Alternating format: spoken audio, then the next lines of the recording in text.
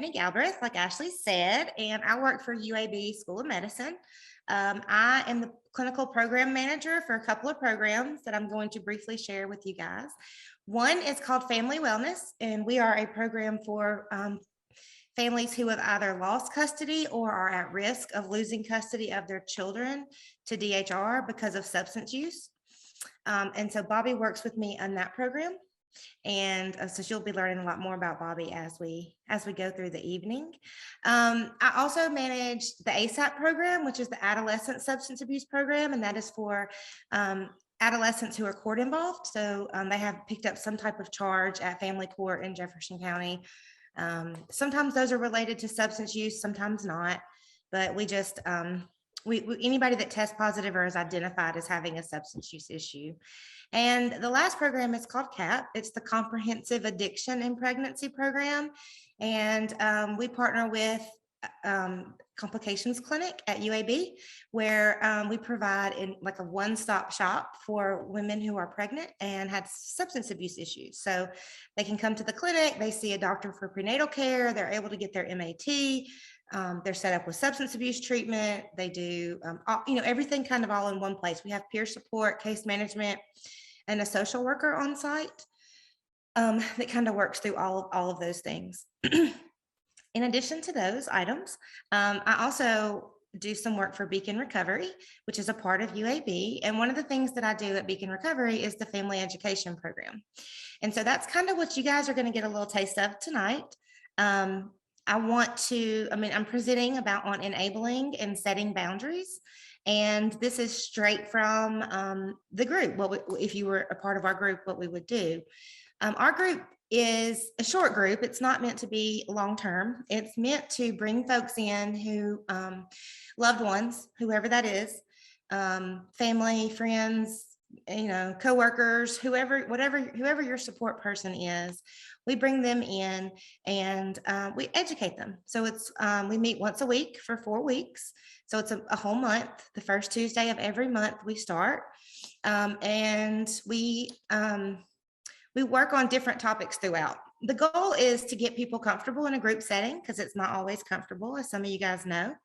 And so we want them to get a kind of feel for it, see how it's not as scary as maybe they thought it was, get some basic education. And at the end of the 4 weeks, we want to help set them up with a more long-term group.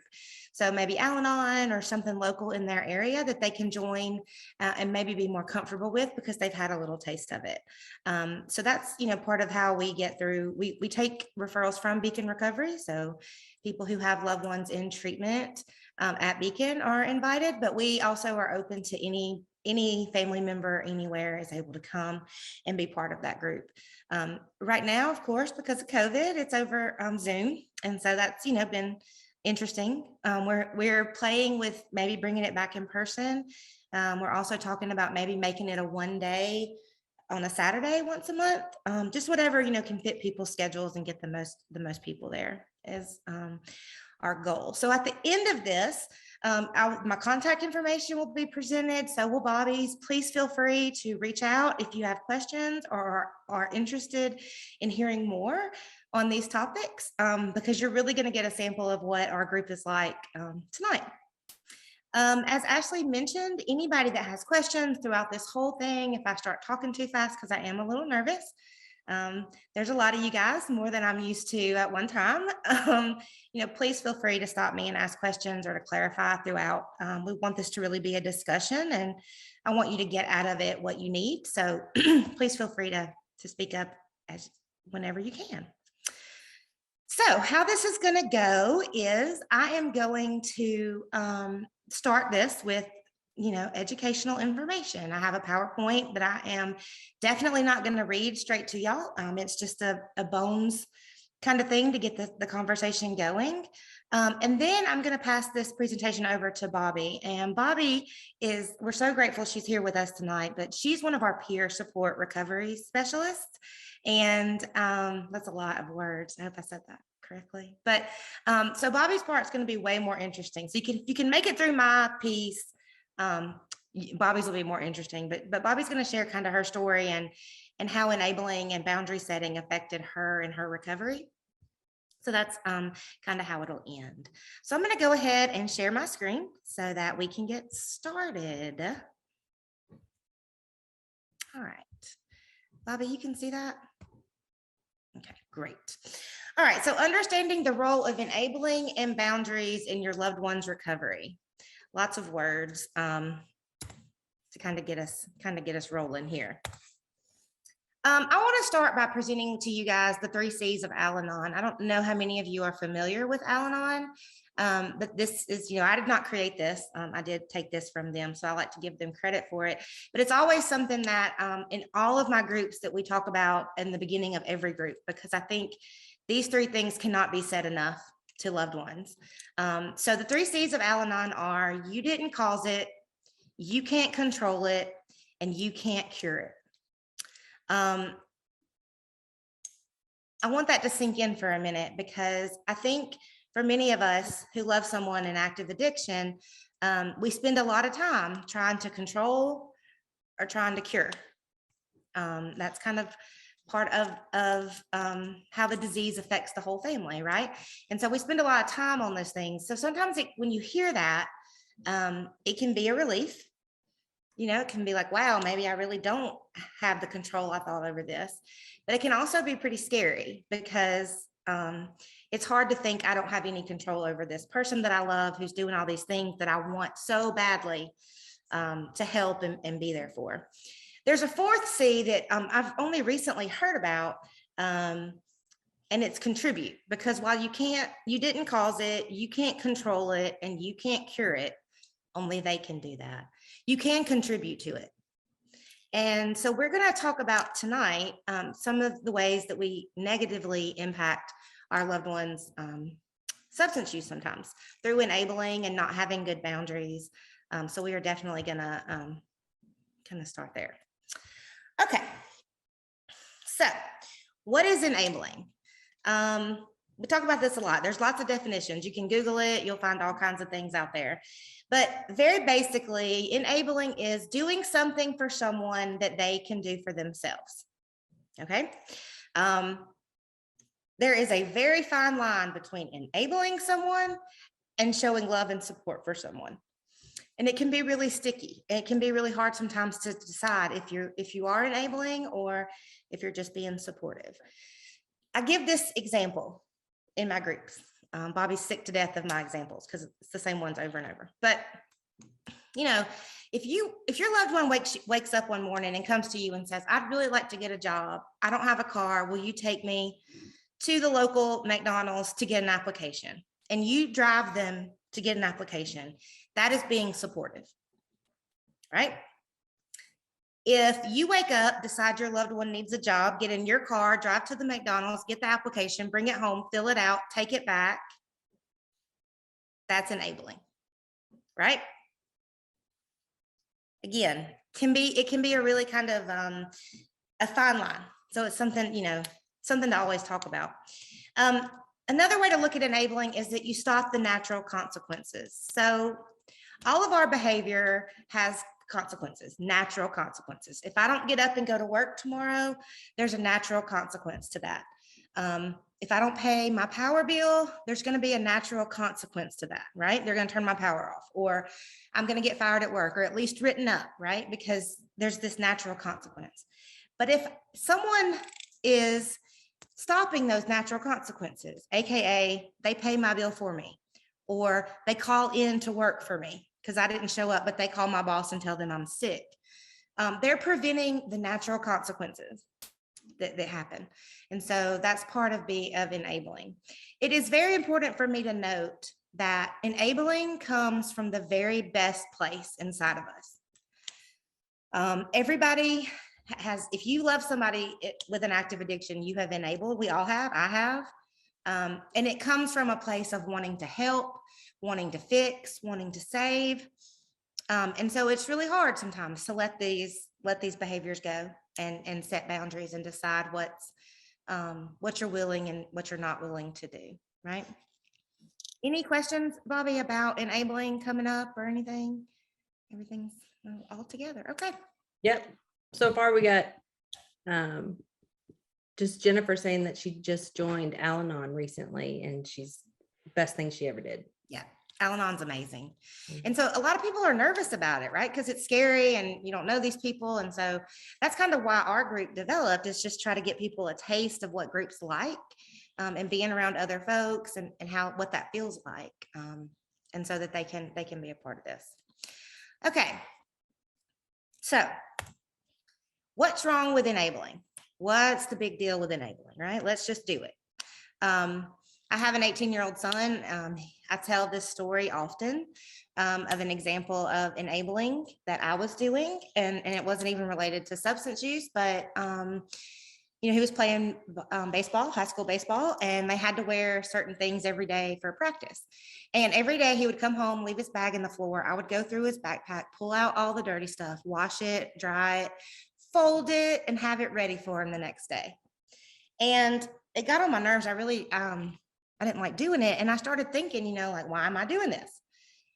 He needs to be doing this. I need to let this go. And so I told him one day, I said, hey, I'm not going to do this for you anymore. You've got to start doing it for yourself. And of course, I don't know, he was probably 15 or 16 at the time. He didn't do it. He didn't believe me. I had been doing it for a long time. So nothing changed. He didn't wash it, whatever. He went to school the next day. He didn't have what he needed. And so he had to run after practice, right? Because that's the natural consequence of not having being together and having your stuff together. And, he came home and he was mad at me, if I recall correctly. But after we went through that, he never did it again. And from that day on, he made sure he got his stuff out and washed it because he didn't want to run. But, just little things like that you don't even really think about, teaching your loved one, even when they're young, if it's your child. It's hard. It's hard for us parents, right? Because we know what they need to do. We love them. We want them to have what they need. And so it's hard sometimes to put your foot down and to stick with that. So that's what we're going to continue on talking about. Okay. What's wrong with enabling? I'm going to stand by this statement. It's kind of a big, broad statement, but anybody in active addiction that's actively using has someone in their life that is helping enable their use. If you've ever listened to many people's stories or been to any NA or AA meetings, it's always people talk about when they hit rock bottom and they decided that they couldn't do it anymore. And it's usually when all of those protective loved ones, people that were helping them through, go away. And they're left with the harsh reality of, what's left. But anybody who's actively using has somebody enabling their behavior. I'm going to stand by that. Bobby may contradict it later. I don't know, but I'm going to stand with it. I just want to add this real quick to it, because I heard this one girl telling her story, and y'all may have heard this, but it's a good little question to ask yourself. If an addict or someone in active addiction is happy with you, if they're in a great place with you, you are their pal, they love you, everything's great, you are more than likely enabling them. It's when you stop all of that the anger, the frustration, I can't believe you would do this to me, all of that comes out. That's when you've stopped the enabling. Good point. And hard for us that love somebody and seeing them struggle, for them to be mad or angry and us feel like we're not doing our part. Definitely. Thank you, Bobby, for that.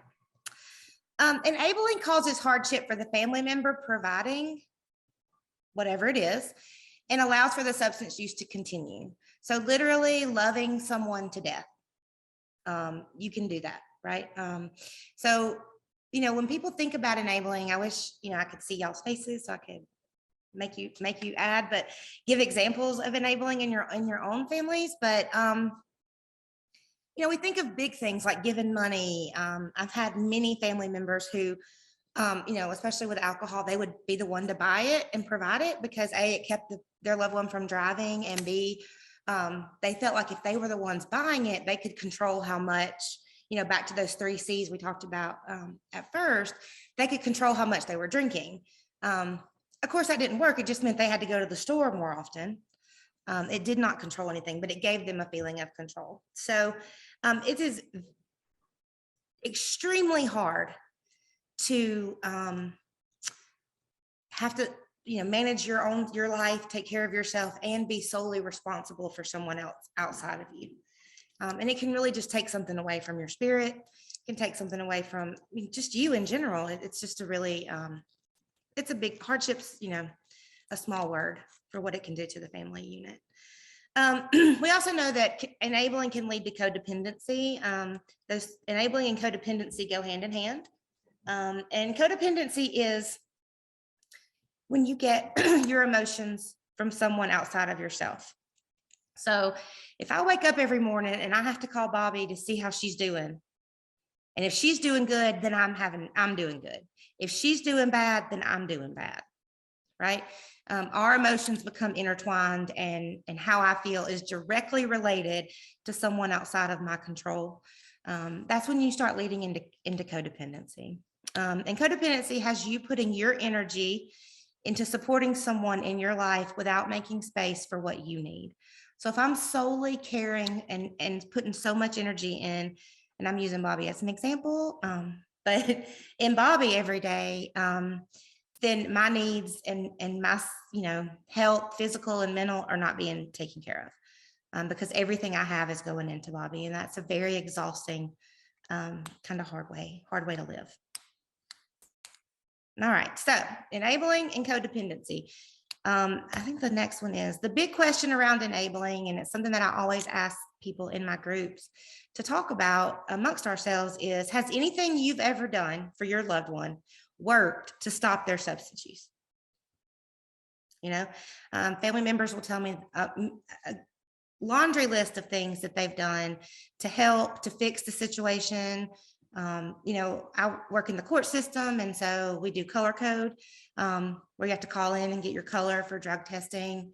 And I have parents all the time, loved ones, I won't just say parents, call me and say, hey, I need to know the color for today because my fill in the blank is on color code, and I need to know if it's her color. And my first question is always, how old are they? And if they're telephone using age, then I always suggest that they have them call me instead of you doing it for them. So I'm sure people hang up and have negative thoughts about me, right? But again, just trying to get people to put it back on their loved one, because if you can't control it, you didn't cause it, you can't control it, and you can't cure it. The only person that can do those things is them. And we have to give them the tools and the ability to do that for themselves. Love does not cure addiction, as all of us know. I wish it did. I wish you could love somebody right out of it.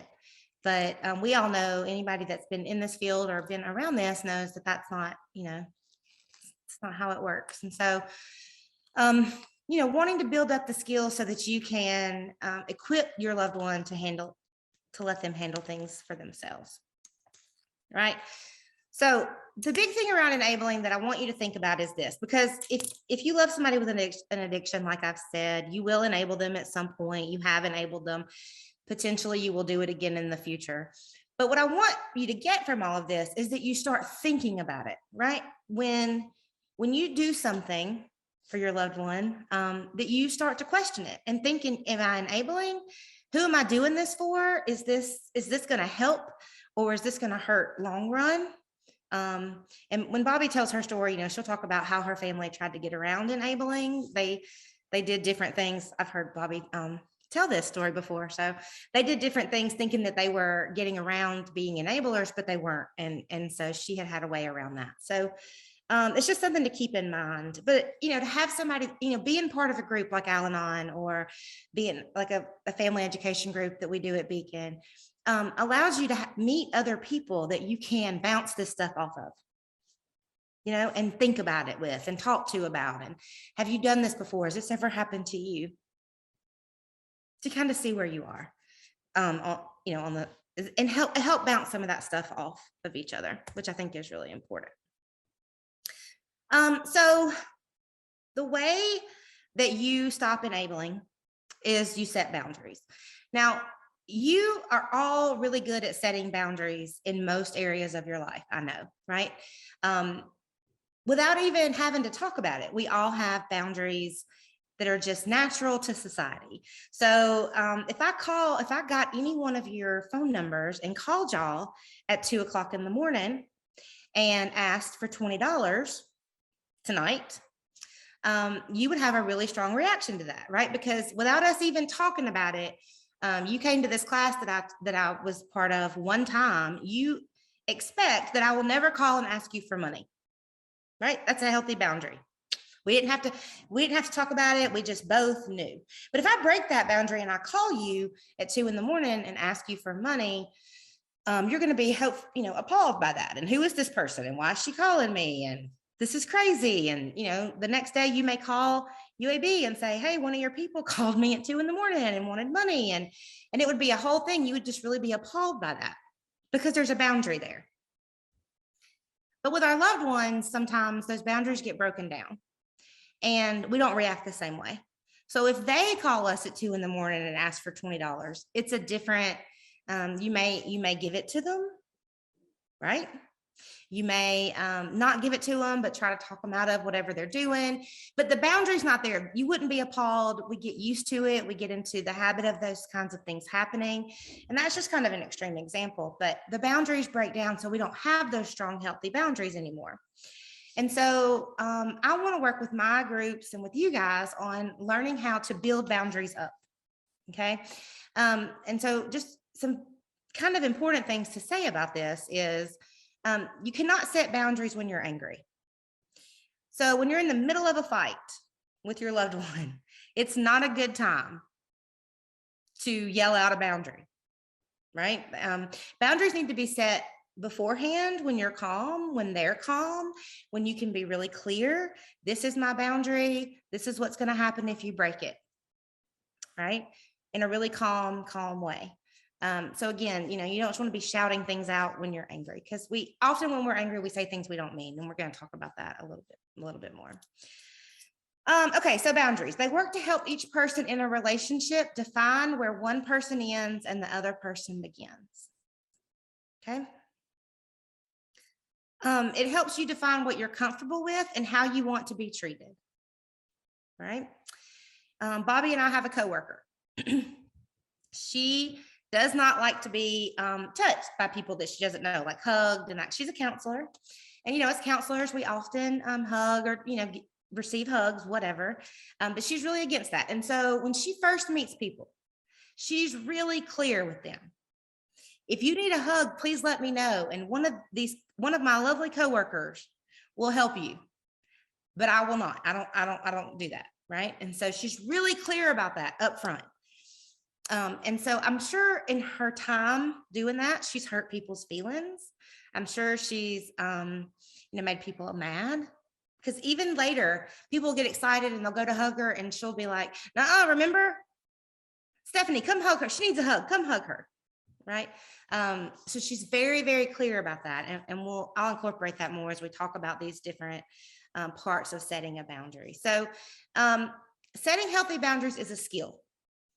Okay, if you in any relationship have the boundaries have fallen, they've broken down, then it is a skill to rebuild them. So I do not expect anyone to have listened to this class tonight and be like, "Oh yeah, I heard that lady, good, check, I got this."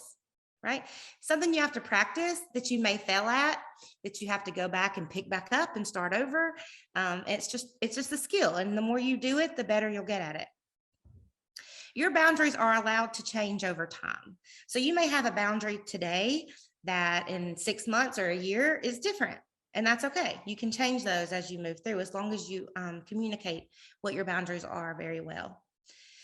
When you're setting a boundary, you have to decide what it is that you want or need from the relationship. Notice I didn't say you need to decide what's best for them. You don't need to decide what they need, what they want. It's about you. It's about, what is it that I need from this relationship? Okay. That can be hard sometimes, especially if you spent a lot of the time in the past, being there for them and taking care of them and helping them. It's hard to stop that and look at yourself. It's very important when you set boundaries.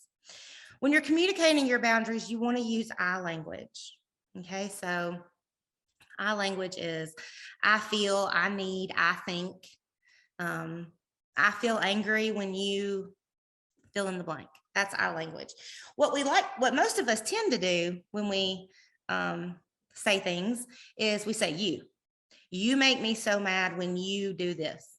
You do this. You. And when you do that with someone, they can argue with that. No, I don't. I don't do that. It gives them a chance to argue. But if you use I language, it takes away that opportunity to argue because it's hard to argue with how I feel. I feel angry when you lie to me, right? It's hard to argue with that statement because it's just how I feel. And it's hard to argue with people's feelings. So you want to use I language when you're setting boundaries. You want to say what you mean and mean what you say. Nothing to me is more important in setting a boundary than this. Okay. Say what you mean and mean what you say. Because here's what happens when boundaries are broken down. And basically, what we're talking about is there's some dysfunction in the family. I don't know if you guys have ever heard this, but the word dysfunction, the beginning of that word, the dys, in Greek means pain. So the word dysfunction literally means functioning in pain. So if you are in a family that has dysfunction, you are a family that's functioning in pain. And there's many reasons that families can get into dysfunction, addiction being one of them. But there's, different reasons for pain inside a family. What happens when there's dysfunction in a family and there's pain in a family is the boundaries break down and it really becomes, we call addiction a family disease because it affects everybody in the family. We find that, everybody wants the person with the substance abuse problem to get better and get help, but everybody in the family needs help as well, right? It's not just the one person. And so what I know is sometimes we as loved ones can become manipulative just as well as the person who's using, right? Again, it comes from a good place. We want to help, but we start doing things and saying things like, if you'll do this, if you'll go to treatment, I'll buy you this car, or, whatever.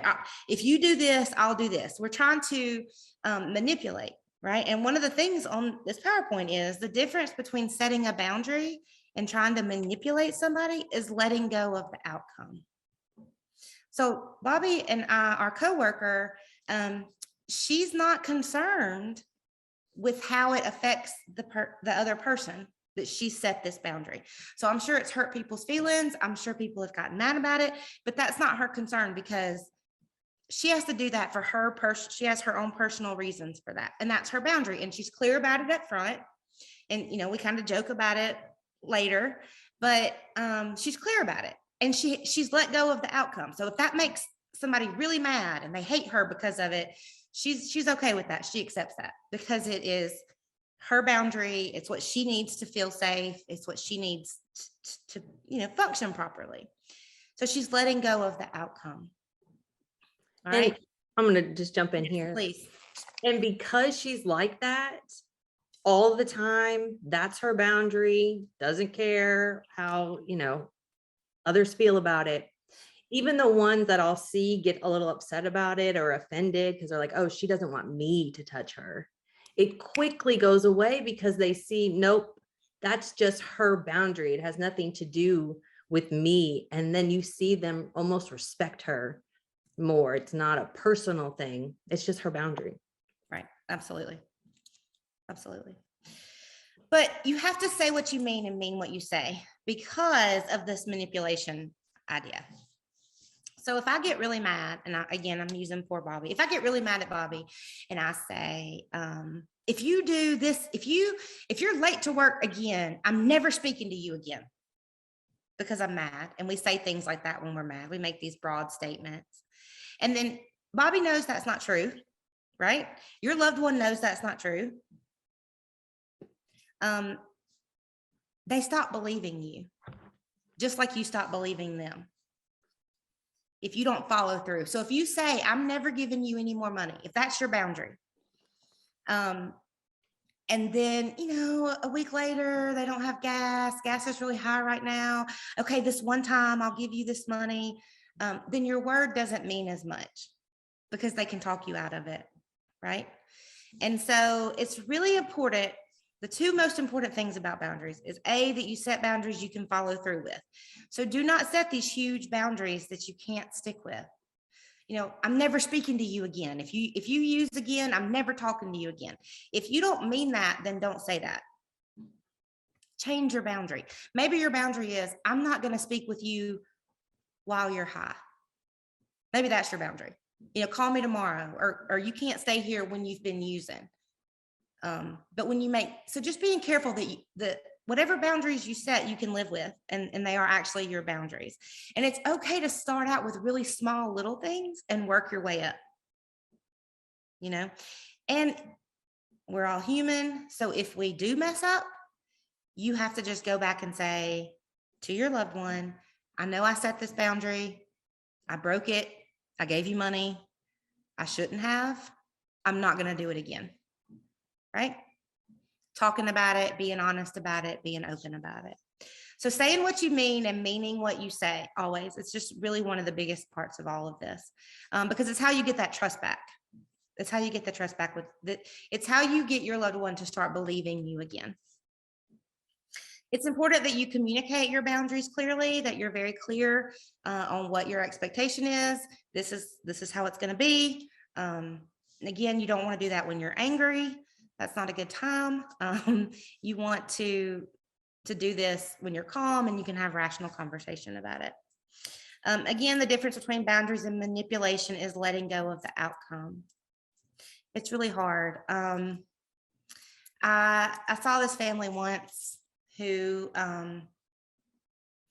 it was an alcohol situation. The daughter was drinking really heavily, and she had gotten lots of ulcers from all the drinking, and so she was vomiting blood, and her mother wanted her to go to the hospital. And so, because she needed to, right? And she was saying, no, I don't want to go. They're not going to do anything. I know what's wrong. I don't want to go. But her mother was very concerned. And so her mother made this deal with her.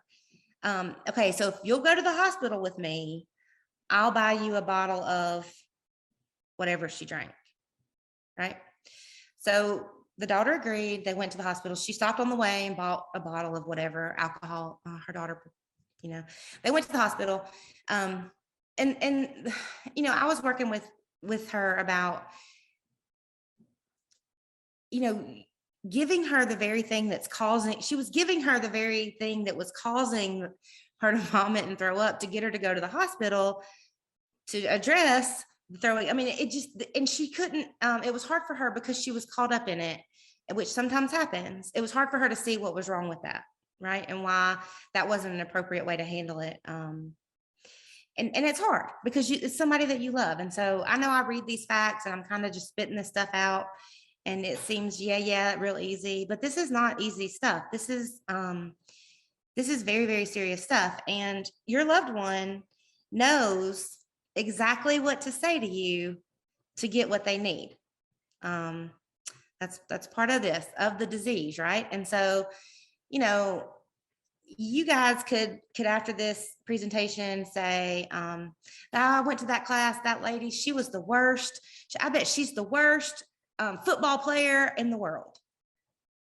And that would not hurt me, because I do not identify as a football player. I do not think I'm a football player. So I'm good with that, right? I'm not hurt. But if you, after this presentation, went out and said, God, I bet she's a terrible therapist. I bet she's a terrible mother. That hurts me more, because those are things I identify as, right? And y'all don't know me well enough to know the things I identify as, but your loved one does. They know what things get you, what buttons to push, and where things can hurt. And so it's important that you remember that, because this is not all as easy as I'm laying it out in this cute little PowerPoint that I made, and it seems super easy. I want to recognize how hard this is. And honestly, if tonight you just begin thinking about enabling and healthy boundaries that you would like to have, I feel like we've done some good work tonight, because just starting to think about how this stuff works and how things you might be doing that maybe you're concerned about, or boundaries you might be willing to try, is where it starts. That's where it begins. And you start talking about it and you start reading about it and you start thinking, how to do this. It's kind of where we're all going to go with everything. Oh, I stopped sharing my screen. I wanted to, let me see if I can get it back up.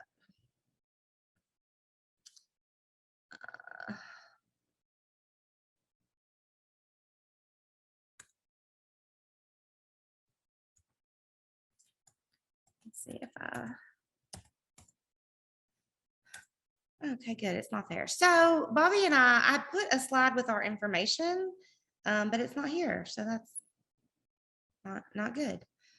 So Bobby, are you able to put that in your information in the chat, and then I will as well when we get to that that part. So this is really condensed, but I'm interested in, and I'm open to, if anybody has any thoughts or questions, or just something that's happened in your lives that you want to throw out there, that you think about all of this. It's a lot to kind of throw out all at once. I see some hands raising. Ashley, can you help us with that? Yeah, of course. Stephanie, there's a couple questions in the Q&A box that you can start answering. And then I actually just dropped a question in the chat, and I'd asked, how do you recommend someone practice setting boundaries? Is this something that, they can practice in the bathroom mirror, or how do you recommend? Yeah, so I encourage everyone to start writing them down. Just, if this relationship was perfect, if our relationship was perfect, what would that look like? And work backwards from that, because no relationship is perfect, as we all know. And so working back from that, and start thinking of small things that you're willing to change, things that you just have you are 100%. I will not do this anymore. This is my boundary. I'm laying down the gauntlet. This one, whatever that is for you. And it's hard for me, I can't tell you guys what your boundaries should be, obviously. And so you have to do that. That has to come from you, whatever that is. And when Bobby begins talking too, I think some of this will become more clear as she tells her story, because you can see it kind of unfold and how it unfolded. But yeah, I think just writing, getting a counselor, getting in a group, where you start practicing this stuff and saying, this is what I can no longer live with, period. This one thing, whatever that is, and starting there. You don't have to be, you don't have to have all these huge boundaries. I'm never speaking to you again, or you can't live here anymore, or I'm never, you want to avoid those kinds of big things. You want to start with small things. Hey, I've been paying your power bill, and I'm not going to be able to do that anymore. Okay, I can't. It's hurting my ability to pay my bills here at my house. I can't do this for you anymore, and so I'm going to stop. And I'm sorry. And here's the date I'm stopping.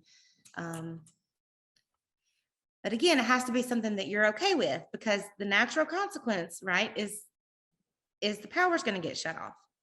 And if their power gets shut off, are you going to be okay with that, or are you going to run and get it turned back on? And if that's the case, then that's not your boundary, right? You got to find that thing that's kind of it for you, where you draw the line, where you're very, where you feel very strongly. Thank you so much for answering that. Okay, so another question that we have in the Q&A is, religion and social norms play a large part why loved ones feel guilty about drawing boundaries or ending enabling. Any thoughts on how loved ones should overcome the guilt for doing tough love? Yeah. So in our groups, this is what majority we spend the time talking about, right? A lot of what ifs. What if this happens? What if I stop giving them money and they start robbing people? What if I do this and this happens? What if I do this and this happens? And so we have to process that, and we have to think about that, and we have to decide, what we're willing and what we're not willing to do and put up with. And it's hard because, again, I'm a mother, and I can sit here tonight in front of all you and say all this stuff with real confidence. But if it was my child, it feels different. It hurts. It's harder. And not to say this in a hurtful way. I hope this doesn't come out that way. But that the guilt is your problem, right? And you have to work on that, whether that's with counseling, whether that's with within your religion, with a pastor, with a group, but you have to work through your guilt because those are your feelings. And again, you have to look back and think, and when Bobby talks, I think some of this will be clearer. Is me paying the power bill keeping them from using drugs? Is it really, what is it fixing? Is me giving them money, is it really fixing anything, or is it just making me feel better? And is it helping my guilt? And if it is about that, then that's something you need to personally work on, right? Because that's the guilt you're feeling is a you problem, and you need to address that for yourself, if that makes sense. And I don't mean that in ugly. I don't know if it came out ugly. I didn't mean it to, but it's true, right? It's something that you have to kind of process and work through. So I think that's it's a hard question. And again, it's not something that I expect, oh, I heard this lady talk. Wow, this is all fixed for me. It's a process and it takes time, and you may mess it up and you have to start back over. And it's kind of how that works. I hope that answered that somewhat. Yeah, that was a great answer to a very difficult question. All right, so Patricia raised her hand and she actually has a question. Okay. So she's gonna come on and just ask her question. Okay. Hi, thank you. Yeah, I have a friend that I've known for 3 years, and they've actually been living in my living room. And they had a real problem with binging. I didn't realize what was going on. And then I finally realized, and he's been going to AA, and he has a job now and thinks that he can be like a normal drinker, have 1 or 2 drinks. And I said I really didn't want that in my home. He doesn't drink in front of me. He drinks and then comes in the house. And he's agreed, and I have been breathalyzing him.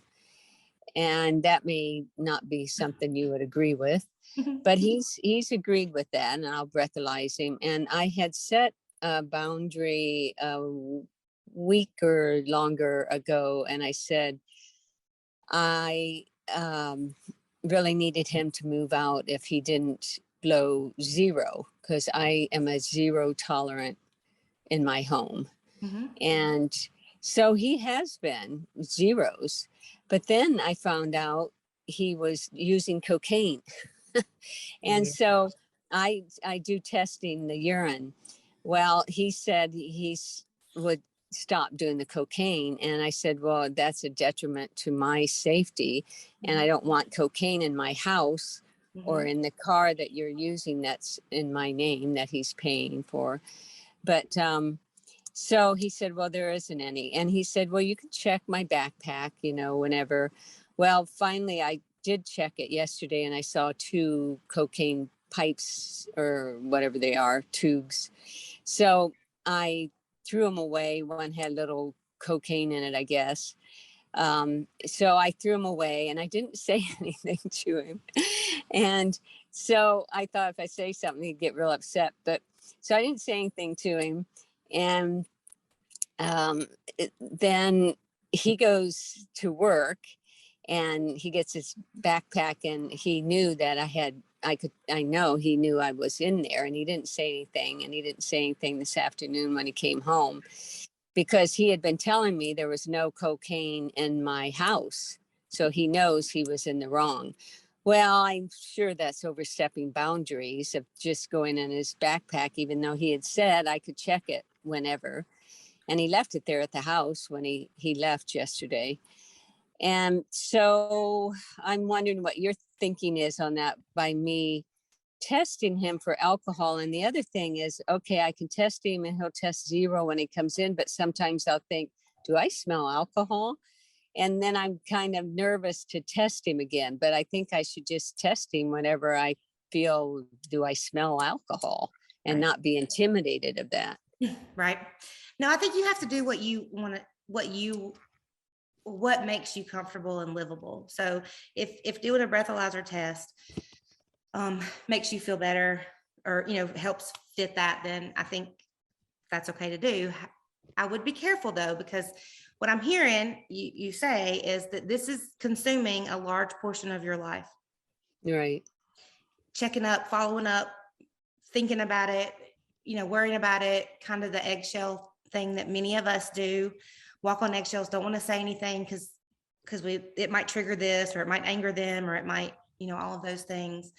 And that's the kind of thing overall that I'm talking about, right? Is it becoming so overwhelming in your life that it's a problem for you to take care of yourself because you're very focused on what he's doing? And if that is the truth, then it might be time to start setting some boundaries for you.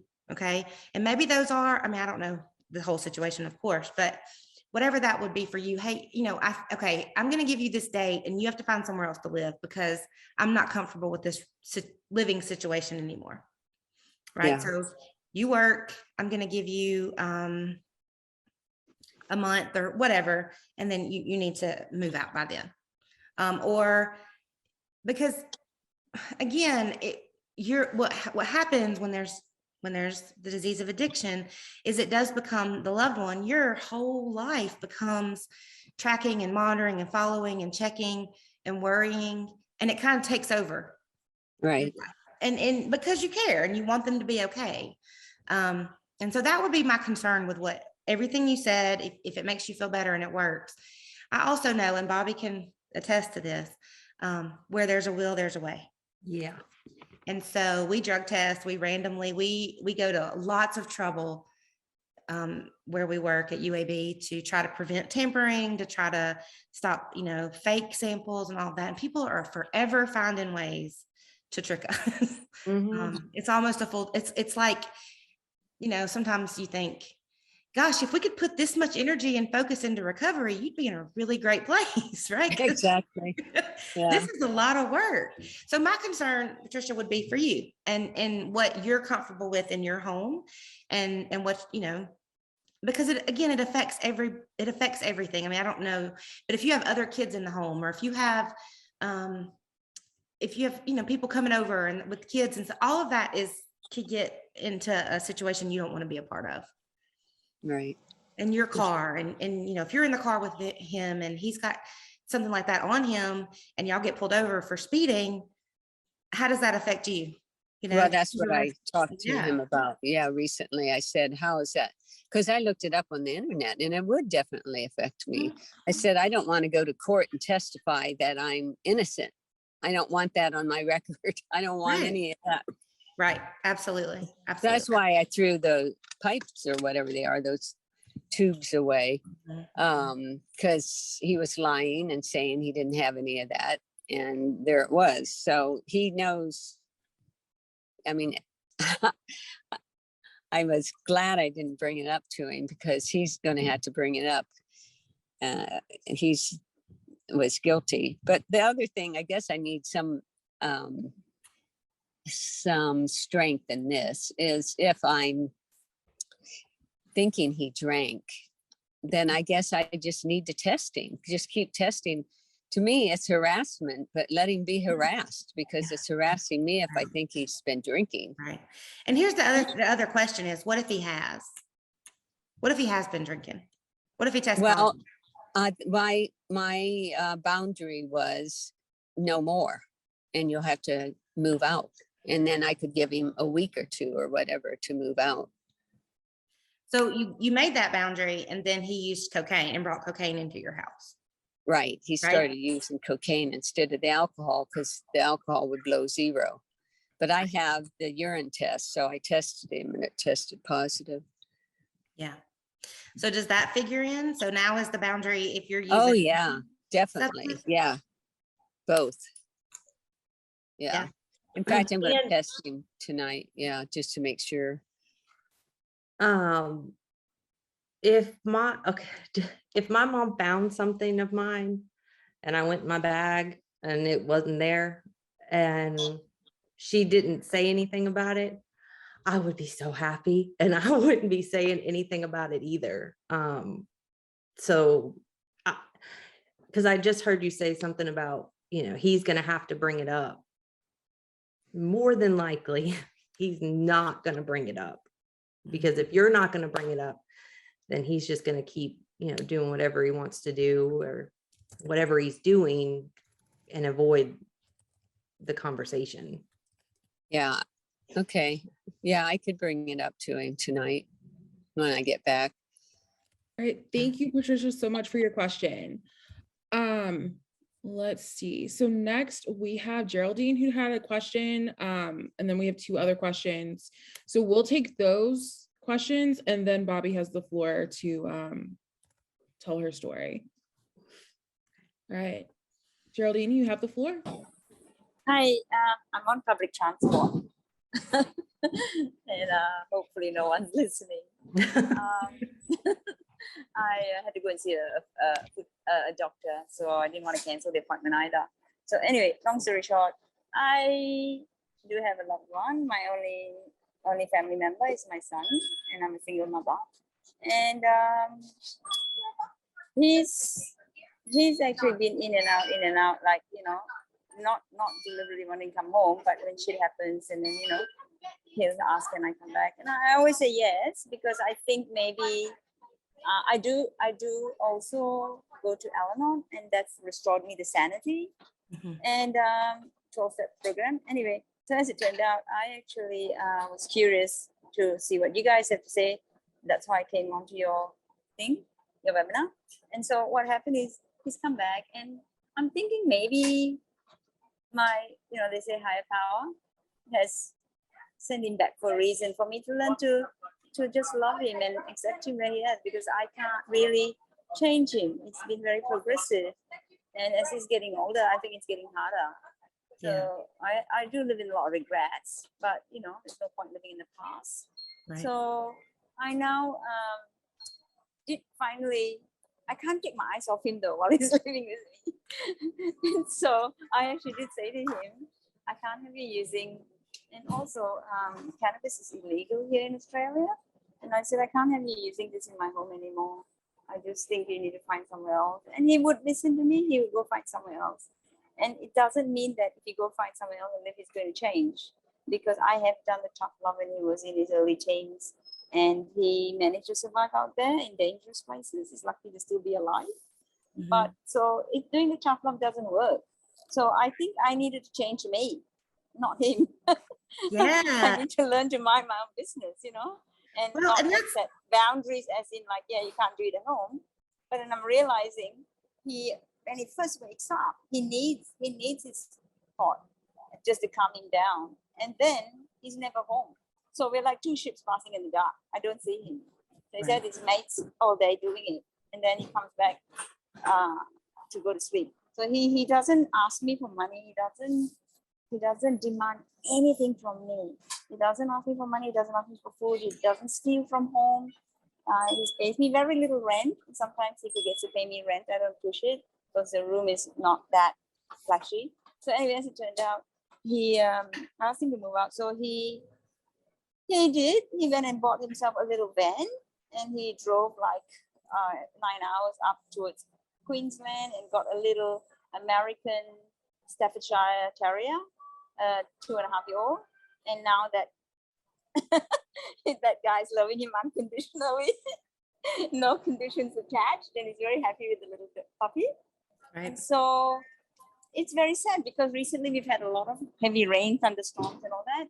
And he always answers my calls. He never rings me and asks me for things, but he always answers my call, which I'm really grateful for that. And I said, how are you coping in the rain, with the van? Is there leakage and all that? He said, no, I'm sleeping in the car park with his Stafford, American Staffy. And so anyway, I try to count my blessings because he doesn't demand anything from me, but at the same time, I need to get alive because I'm also in my last phase of my years and I haven't really lived, Right. So he doesn't stop me from living. He actually likes to see me happy. He doesn't care what I do as long as I'm happy. Right. So there you go. He's able to detach. I need to learn to detach. And I thought I'd just put that out to the group as well because like you said, the 3 C's, Absolutely. And that's beautiful Except- because you said two things that stood out for me. And one is that you love him. You've learned and decided to love him as he is. You can't change him. You're gonna work on it's hard to watch him waste away because he's super intelligent, but right. he's also super sensitive. So if I said something that doesn't go down well, he just doesn't continue the communication. So he's my precious teacher, you know. He teaches me to mind my own business. So Right. he actually doesn't say anything, and then he'll feel so bad. He'll just say, "I'm sorry, I hung up on you." But that's just his way of saying, you know, back off, you know. Yeah, definitely. But he Definitely. always apologizes when he hangs up. Not often he hangs up, but because I said something yesterday, which didn't. Oh, I said, "Why didn't you keep up with your dental appointment? You're always running late." So then he hung up because he knows that. So I'm just rubbing salt into wound, you know. Mhm. Right. You're absolutely right. That's yeah. It seems like you're coming to a really good place. But it's hard because I it's- did divorce his dad. I mean, I didn't divorce his dad. He was an alcoholic, but he provoked me to leave him because I would stay in situations that are so unfulfilling and so unsatisfying, knowing it's unfulfilling and unsatisfying, and I'm still there. So he provoked me to leave him. Right. So because he's my partner, my husband, I could just walk out on him. But with my son, we have the same DNA. It makes it really hard. it is And I'm his absolutely- only family member, and Mhm. he's my only family member. So it makes Right. it really hard. Absolutely. You know, because he doesn't cope well with abandonment because his dad never been in his life. So he doesn't deal well with losses. So he tells me that. He said when he uses pot and do other shit, he doesn't have to feel. He tells me that. Absolutely. Thank you. Because when so I talk about feelings or whatever, or about his auntie who's done this, and this, he said, "Why don't you smoke some pot?" So you don't have to feel. Yeah. Thank you so I much for think sharing. clinicians should really be looking at underlying trauma rather than so quick to medicate them and give them a new diagnosis and another diagnosis and all these burgers diagnosis when they haven't really got them clean, you know. So Right. he's now on different medication and No, and you're having labels on him now. Yeah. You're definitely right about that for sure. Anyway, I don't know whether I was making any sense to you guys, but You absolutely were. Thank you for sharing that. It is trying times and it's very worrying because I'm getting older. I need someone to care for me, but you know, I have to make plans ahead as well. Right. Thank you so much for sharing. All right, so we have one more question from Will. So we're going to take that question from him and then we will get Bobby started. Okay. Hi, thank you so much for you sound like such a soothing person and I really I'm sure you're great as a therapist. I guess my question just overall is, so my sister was diagnosed with schizoaffective disorder 20 years ago, and she lives in one state, I live in another state, my mom lives in another state, and I'm asking a question for my mom, because over the years I've just pretty much been able to I just don't answer most of her calls, but my mom can sometimes answer up to like 15 calls in a day. Mhm. And it's only through the past few years when I've been going on Zoom meetings through NAMI, this support group for people with mental disorders, but also there's a family support meeting as well.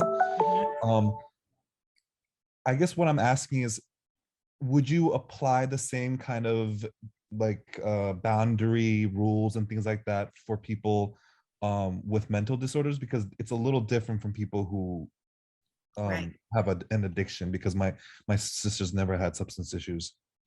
Yeah. Yeah, I would. And it, again, it is different. But it's still that dysfunction or that functioning in pain of a family unit. And so the boundaries are so needed. Like you said, 15 calls a day, those kinds of things. It's really important. Now you have to tailor those to the situation, of course. So, you know, but having boundaries around medications, around, you know, doctors, you know, if you go to the doctor, if you know, in order for us to have a relationship, and I'm making this up, this may not be y'all's, but in order for us to have a relationship, here's the things I need to know that you're going to the doctor and you're taking your medication, right? Those are the things, or whatever those things are. but definitely tailoring it to the situation, because mental illness is different in some ways, but it can be really similar in others, and it can feel sometimes the same. So having healthy boundaries, not enabling poor behavior, and maintaining that, I think is applies to both situations. Absolutely.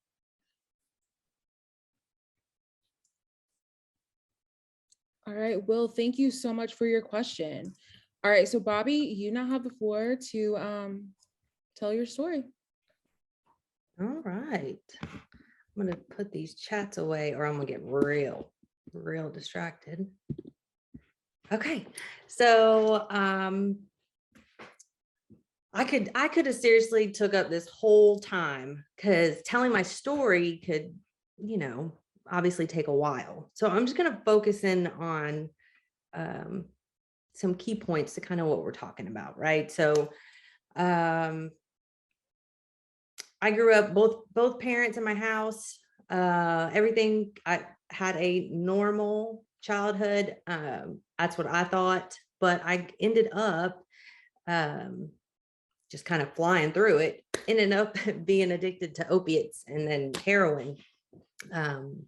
By the time I had my child, my first and only baby.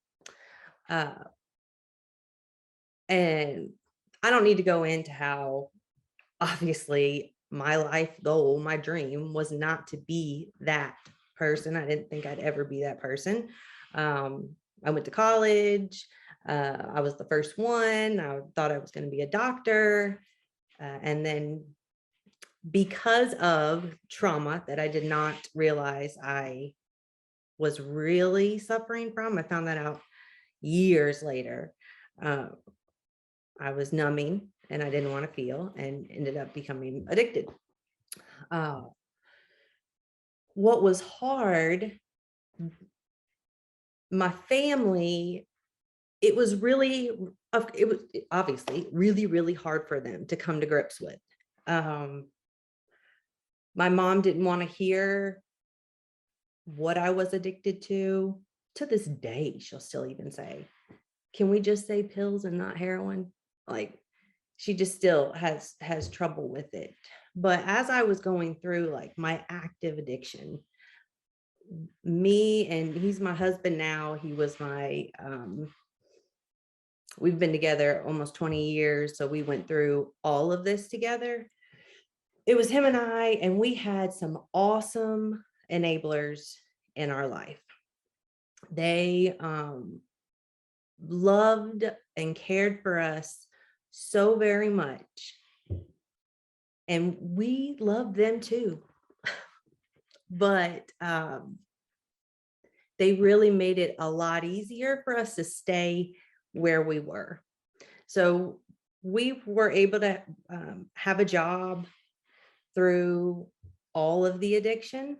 So it looked like we were doing okay. We were really, really great at hiding it until we couldn't anymore. I'm not going into detail about all this because y'all are living this. So I don't really have to go into all that detail. But we would be in situations where we knew family was like so fed up, we couldn't ask for money anymore because they weren't going to do that.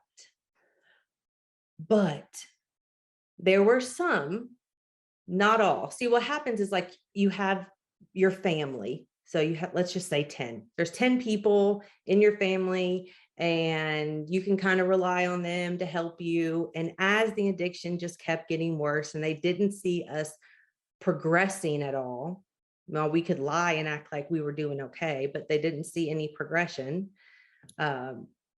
We knew that they were done. Like, don't ask, I'm done. And then it would get a little smaller and go down to like 8. And then there would be 4. And then there would be like those solid 2 that would, even though it was killing them and it was such a struggle, they did not want us to not have power. They did not want us to not have a roof over our heads. They didn't want us to have 5 flat tires because it seemed like something was always wrong with our car, something was always going on. And they're like, okay, well, I am not going to give you money. I'm like, okay.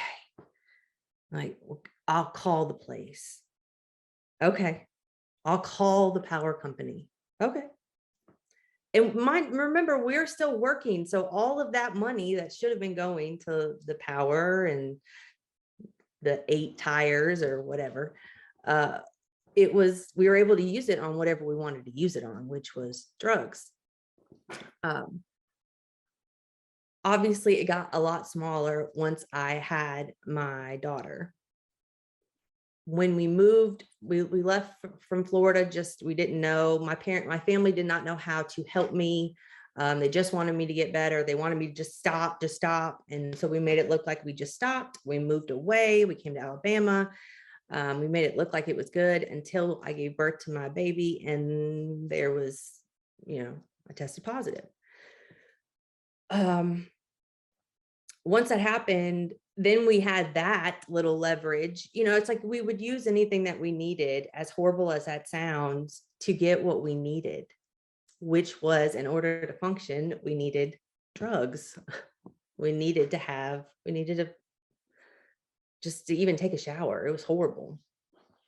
But going, like, I could go all over the place. I'm just going to go through what Stephanie talked about because we'll be here forever. Some of the things, like with the 3 C's that Stephanie was talking about, you didn't cause it, you can't control it, and you can't cure it.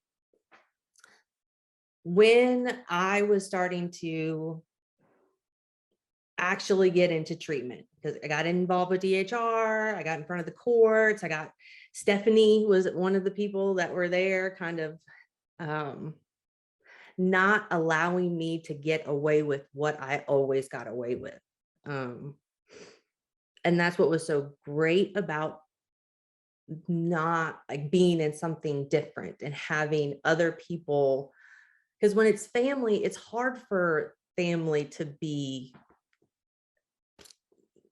like Stephanie was with me. I don't know how to say that. And to call you on your BS. Right.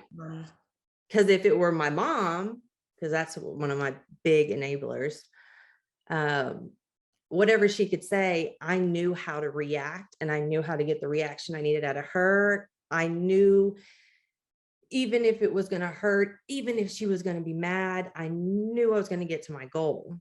But once treatment and courts and everything got involved and other people were around, they were able to kind of call me out on things. And I was used to being able to get what I wanted, because someone was talking about it in the chat, being great with manipulation. And man, we are awesome. We learn how to manipulate, and we're great at it. And it can cause a lot of pain. So anyway, when I started getting into treatment and I started learning about myself, what was hard was my mom wasn't obviously in treatment or anything. And she would be stuck on things, and it would make our relationship so much harder, because she would be stuck on the why did you use? Why did you do this? What did I do wrong? And it would just cause I couldn't explain it to her. And I remember one time I said, it's not about you. And you would have thought I cussed her out, and like, that was like the most hurtful thing I could say to her. But it is like, as your loved one does start to get treatment and start to move forward, that's why Al-Anon and all of those places are so wonderful, because you're hurting too, and you can grow as well. So I don't know what I even just talk. So anyway, with like giving money and enabling, and not even just giving money, but just allowing us to continue, allowed it to go on a lot longer. I wrote notes, so I'm trying to read them.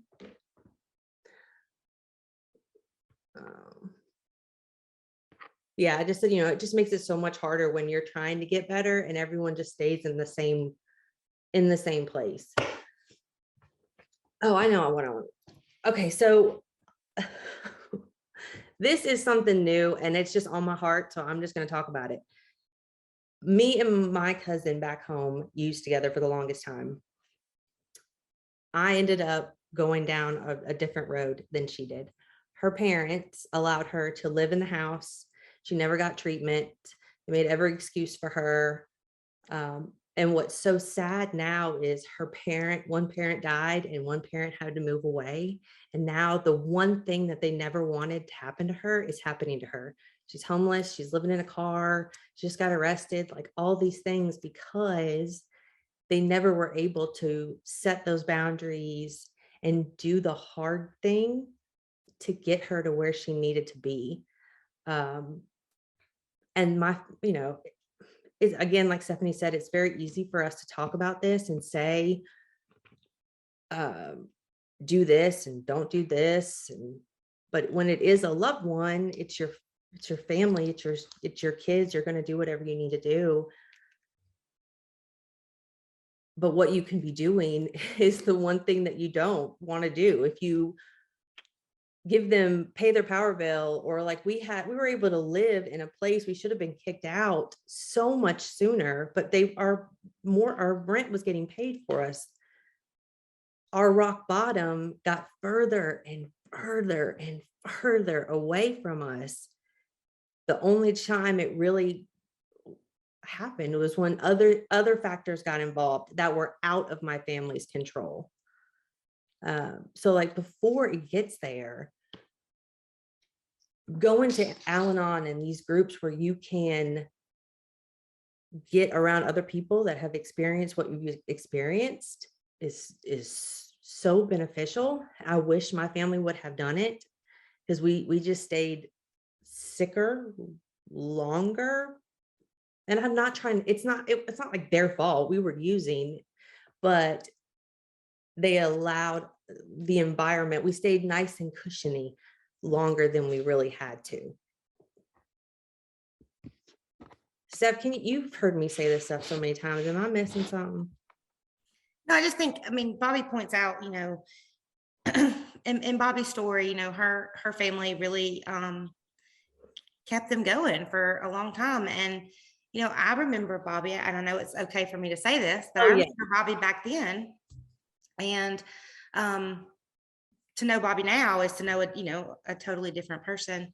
But I remember her coming in with the same stories for us that she probably shared with her family. Like, oh, I didn't know that was a Loratab. I thought it was a Tylenol. And, having to hold somebody accountable. And it is easier, much, when it's not your family and it's court or it's a treatment center or therapist, that they can hold someone accountable and say, okay, anybody who's been using Loratabs for this long knows what one looks like. You did not think that was a Tylenol. Come on now, and call them out on that. It's so much harder for family, and it's why it's so important that people do seek out treatment or NA or AA or whatever works. If because they need that. You need that sometimes. And so Bobby's family prevented for a long time her from getting that support by protecting her from all of the natural consequences that should have come in her life. And so it did prolong it some, right? And so then child welfare got involved, and her family wasn't able to do anything about that. So she had to face it and come. And that's kind of the point. Each of you have your own your own stories, your own problems, and your own concerns about all of this. And so as you learn about more, it's connecting yourself to more and more people that can help you work through it and help you with your specific needs and your specific family members and your specific, what's going on with y'all. And I noticed in the chat, a lot of people are saying, yeah, I'm really good at, I can set boundaries. It's following through that's hard. And that's absolutely the case, right? Because it's easy as parents to want to fix, or, siblings or whatever, spouses, to want to fix it. You want to fix it and you know exactly what to do. And even as a professional, sometimes we have a team and we staff, because sometimes I need to be reminded, I need sometimes I'm doing too much for a client, and one of my coworkers will say, or Bobby or whoever will say, why are you working harder at this than they are? What are you doing? And it helps put it in perspective, because I'm a helper. I want to help. I know what you need to do. If you'll do these 10 things, you'll be better. And that's not how this works. And people have to find it, and do it for themselves. And so all of us have to sometimes have somebody in our lives that say, whoa, what are you doing? Back up. You're doing too much. And so, for family, it's 100 times more difficult. And so I definitely relate to that. But I want everybody to start after tonight, to start thinking about, what could I do differently for myself, for me, right? What's going to make me a better person? What's going to make me have more for myself, more time for myself, more happiness? Because when this is what you're doing constantly, testing somebody, and the lady that shared earlier, I appreciate that so much, because what I heard while she was sharing was how much her life now revolves around somebody else outside of her control who's actively using, right? And how much time and energy and effort that's taken away from the other parts of her life. What we're gonna, how kind of I want people to start thinking about it. Yeah, and I wanted to just add one thing that made it so hard, and I would actually just hearing it, we believe that disease is, or addiction is a disease, right? And when they finally realized like what was happening, I heard it so many times. This isn't you. This isn't my little girl. There's no way. There's no way. I don't know what has happened. This isn't you. So can you just go back to being you?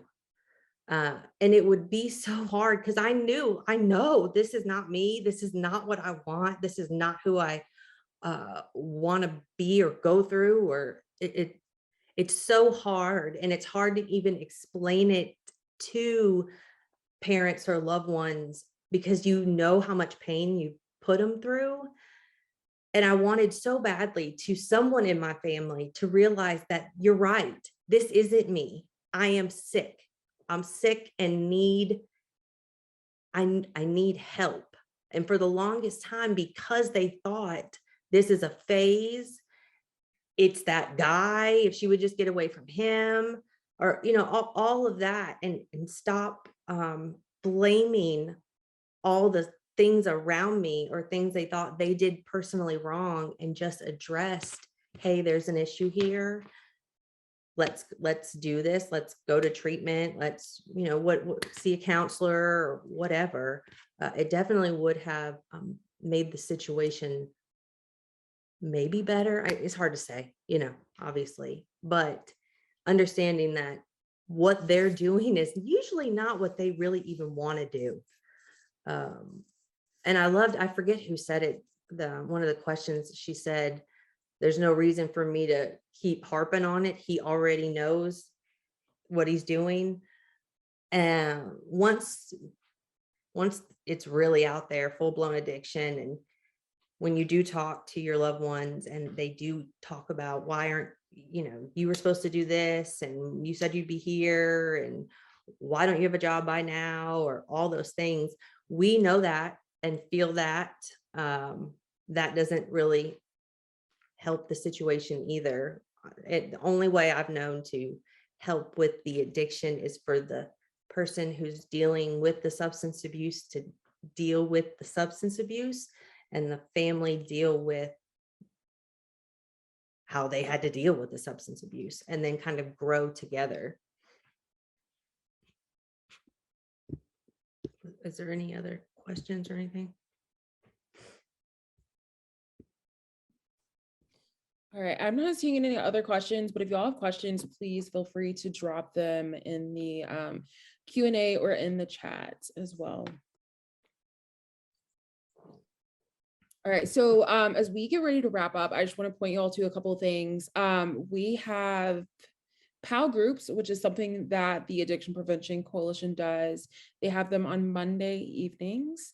And then they also have them on Thursdays as well. So I will drop a link to those in the chats. I also dropped a link to the Why Won't They Stop series, because this is taking place over the next couple months. Our next upcoming event will be a craft training for families to learn how to implement those strategies in working with their loved ones. And then there's also a link to a survey as well that's through SurveyMonkey.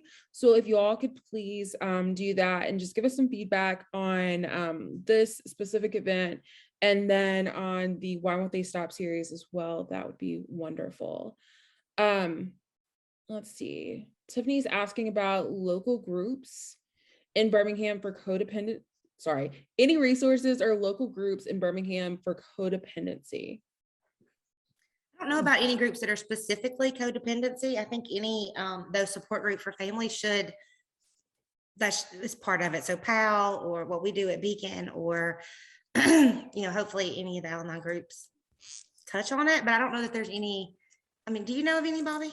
I know of one, just because Cool. that's what I do, but Celebrate Recovery is a faith-based recovery program. They're at churches, and I know at ours we had a women's and a men's small group that dealt with codependency. And somebody said there's Codependence Anonymous, which I have not heard of. So that's Wow, awesome. Yeah. Oh yeah, Coda. We're all learning something new tonight. Yeah. Always changing and growing, for sure. Yes. I'm also going to drop my email in the chat. So if y'all have any questions that come up, please let me know. Several people have asked if the slides are going to be provided and if this was recorded. This actually was recorded, so you'll be able to go back to it and rewatch it at a later date. It should be uploaded to APC's website probably within the next 2 weeks. We're working on transferring videos to a different platform, but I would say probably within the next 2 weeks, and also keep a lookout for it on our Facebook as well. Let's see. Actually, Bobby and I both put our contact information in here. So if anybody has follow-up or questions or interest in the group that we do, that I think Ashley's going to send out to everybody that attended our brochure for that group, feel free to reach out to me or Bobby. We'll be glad to answer any questions any way we can. All right.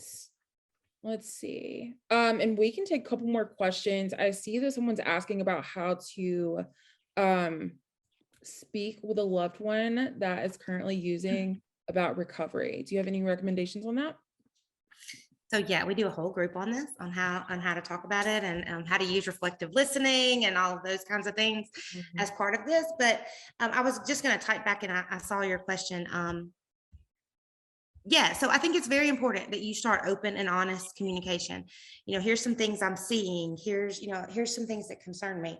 You want to be careful though with, again, trying to control or cure anything. You want to feel you do want to communicate and be open and listen, but you want to listen. And I think a lot of us, when we think about communication, we forget about the listening part and how important that is, right? Because the biggest part of communication is hearing what somebody else is saying.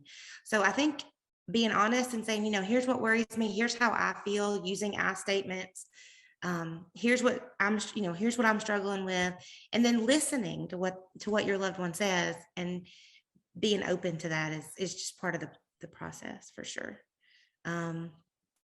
Nobody knows their recovery better than the person that you're talking to, because it's theirs. And so if you say, I've noticed you've stopped going to meetings, I've noticed, Bobby has a really good story that when she first started working with us, because Bobby was one of our participants in our program, and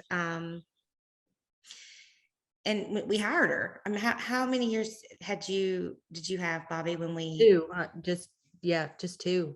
2. And so Bobby tell your story about what happened when you first started working with us and took on all this. So it was like incredible, right? Like, oh my gosh, I'm going to work for the program that I graduated from. And Celebrate Recovery is my pathway to recovery. That's what I've just been doing. It'll be 9 years in October. Yeah, 9 years sober. So when I first started, it was very new.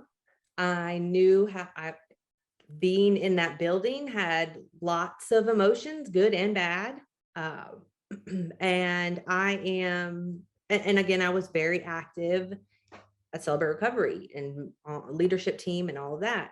Well, as I started, like my first, it'd been maybe, I don't know, maybe 2 months or something. I was still new. One of the Friday nights I came in to church, Celebrate Recovery, and my sponsor and accountability partners and people that I had just, my recovery family, kind of pulled me in a room. And because of the relationship we had, this wasn't weird at all, and we had all been very open and honest about triggers and just different attitudes and things that will happen pre-relapse, really. And so they pulled me in the room and they were just like, hey, like, this job is great and we're so excited, but we do notice that you are putting too much on your plate and you're getting a little overwhelmed. And they knew these things were triggers of mine. And I was trying to not be so much of a people pleaser, but then I definitely still was. And so it was hard for me to say no to anybody. And they're like, hey, we see what's going on and we're proud of you, but we want you to just be able to take a step back and just be able to get filled back up and not have to give for a little while so that you can continue. And so because we were able to talk about our struggles and everything kind of going on in our past history, that instead of, because if somebody else had come up to me that didn't really know my story or anything, and they're like, hey, you know what, like, I'm seeing a few character defects, I think you may relapse, you need to take a step back, this story would be very different. It wouldn't be, oh, that's so nice, would not be like that. But because it came from love and sometimes, like Stephanie was saying, when you're in the middle of it, you can't really see it for what it is. So that really helped me. That really helped because I was going down a road of relapse. Really, I was putting too much on my plate and not getting the things I needed and not doing the things I needed to do to stay active in my recovery. So I do want to say one thing with this, what Brittany asked, discussing recovery. When you say that, I'm assuming that she's already in recovery because she's not doing enough and that she may relapse. Because my story is a little different, because it was people that were obviously in recovery coming to me and talking to me about it. Had my mom or sister wanted to say this to me, for me, and everybody's different, but for me, I would have respected it if it came from a place of that they were trying, like they went to a group or they met with someone and they were discussing the different options of what their loved one does for meetings or recovery, and having the conversation more about, oh yeah, I heard about this meeting down there. Did you know about that one? Like, and from their reaction, from your loved one's reaction, then feed out it from there. Like, keep it very easy breezy at first and just a loving conversation. You'll just go get so much further with sugar than you will with salt, especially with recovery. You use that word relapse to someone who is really trying to do what they're supposed to do, and I'm scared you're going to relapse. I'm scared we're not going to be friends anymore, because like that would upset me. Like, why would you say that? You get real, or maybe it's just me. Why would you say you think I'm gonna relapse? But oh, she 90 days clean. For sure. Guys, thank y'all so much for participating and all the comments. And I was really nervous about doing this because this is a really big crowd for me than what I'm normally used to. So I really appreciated and all the comments and being involved and engaged. And I wish you all well.